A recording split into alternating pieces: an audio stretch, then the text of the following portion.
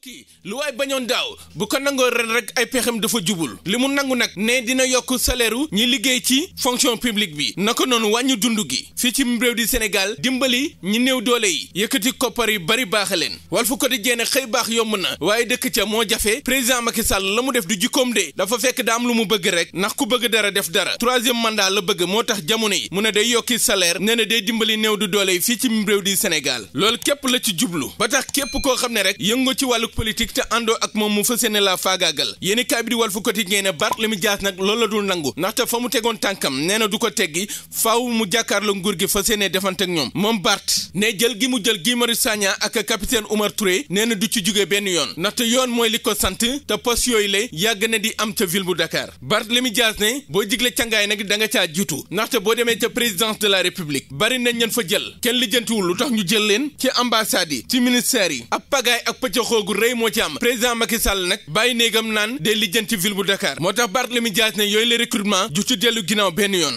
moo tax ma ngay tëkk ak di artu ci yéeni kaay bi di Vox Pop moom Bart ne président Macky Sall mooy njiitu réew mi waaye ëpp ma benn dayoo ndaxte askan wi ko fal ñooy ñi ma fal mu ne moom du nangu kenn ku ko xooxatal wala ngay xooxatal wala di xañ ak yelleef yi koo xam ne du tudd jéeri du mbadantaan ci réew mi la juddee di Guy Marius Sagna wala capitaine Oumar Touré danoo am sañ-sañu liggéey ci réew mu ñu juddoo ndax defuñu fi bàkkaar bu rëy bi leen tee di liggéey mu ne nag kalaame nguurug Sénégal jébaane ko ca biti réew lu jaadu la moo tax nee na dina dem ca BIT di bureau international du travail ngir jébaane nguurug Sénégal ci soxor ak iñaan gi ñuy def ngir xañ kii di Oumar Touré ak Guy Marius Sagna ngir ñu liggéey moo tax song na xare kii di président Macky Sall moom Barthélémy Dias ci yéenekaay bi di La Tribune mu ne moom amul benn temps bu muy ñàkk ci ay caaxaan ci laas Barthélémy Dias song na leen mayu leen dara ba dara jeex ndaxte xeex ci yéenekaay bi di L'Info Barthélémy Dias répliqué ñi naan dañ koy rêvé koy naan ko dañ koy jëlee ci maire bu Dakar nan defoon Khalifa Ababacar Sall nee na kàddu yooyu leen nan ci dellu ginnaaw moom Barthélémy Dias lu mooy loolu le jàmm mim réew di Sénégal mën nañ ko salfaaña ndaxte kàddu yooyu la mën na yëngal mim réew mu ne liggéey bi mu song ak yoon yu mu jël kenn mënu ko teggiloo mu ne nguur gi li ñuy def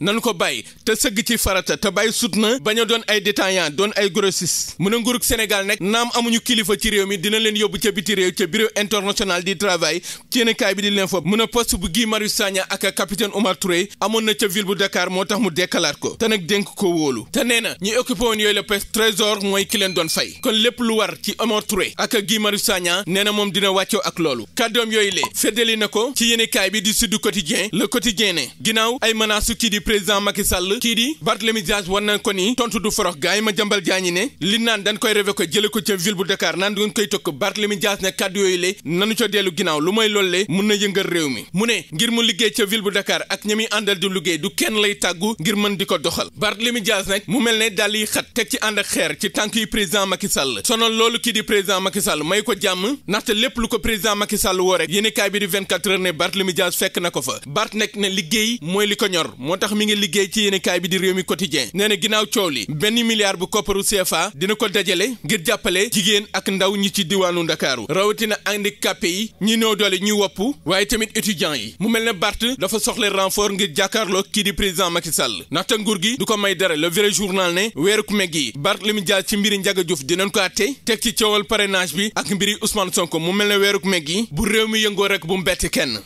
umpalewul jafe-jafe yi coronavirus gi indi fii ci réew di Sénégal yéenekaay bi di Direct News ne loolu moo tax secteur bu mel ne tourisme sëngeem jamono yi jafe-jafe yi tar na Direct News ne moo ne tourisme yi lu mën a soqal koom ak mim réew di Sénégal la lu toll ci ñeenti téeméer ci ay milliards tourisme bi daan na ko dugal ci keesu nguurug Sénégal Covid-19 yàq na ay liggéey yu bari yu doon yëngu ci wàllu ko tourisme bi teg ci nag paccoxoo gi ci am ndaxte ci diirug ñaar fukki at yi secteur boobu lee di tourisme am na lu toll ci fukk ak juróom ci ay ministre moo tax ñi ciy yëngu yëkkati seen kàddu bokk na ca ñooñu Doudou Ndiaye mi jàpp ni jafe-jafe tourisme yi ngir mën ko faj fii ci réew di Sénégal dafa laaj ñu toogee ko ci ak waxtaan wu rëy maanaam ci ay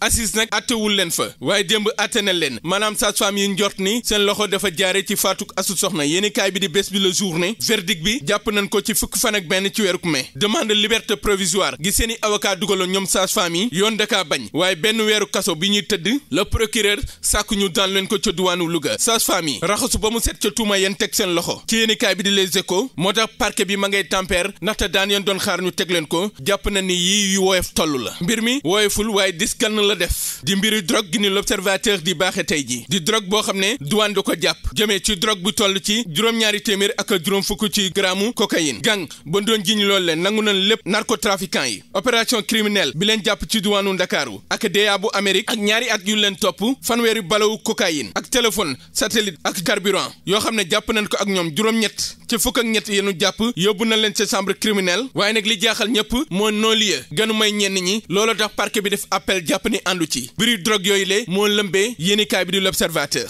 li lëmbee yéenikaay bi di source a mooy Macky Sall ak audience ba mu dalaloon responsable politique yi bokkee ci APR Benno Bokk Yaakaar ca diwaanu Kër Massar Macky Sall source a ne da leen a dalal waaye da leen yàq lu mel ne xeme ne leen xare bi ngeen war a xare ca diwaanu Kër Massar mooy àndu den bon lu mooy lolle xeex ngeen ba ñàkk diwaan ga ndaxte alalu ko sàggan ko farlu mu koy mujjee président Macky Sall mu ne jamono ji ngeen waree ànd doon benn liggéey ngir mën a téye Kër Massar sàggeen ngeen ba ñàkk ko ngeen mel ne ku nekk ci coowul robinet rek yéen responsable APR yéen nekkee ca diwaanu Kër Massar xuloo rek mel ne ku nekk ca pindub teen ba moo tax fanweeri fan ak benn ci weeru juillet bis boo leen amaatee beneen defet ci élection député yi Macky Sall nee na waxuma leen sukk ci ndab li bay lekk ceebu jën ba ca yor sa loxo naan da ngay lekk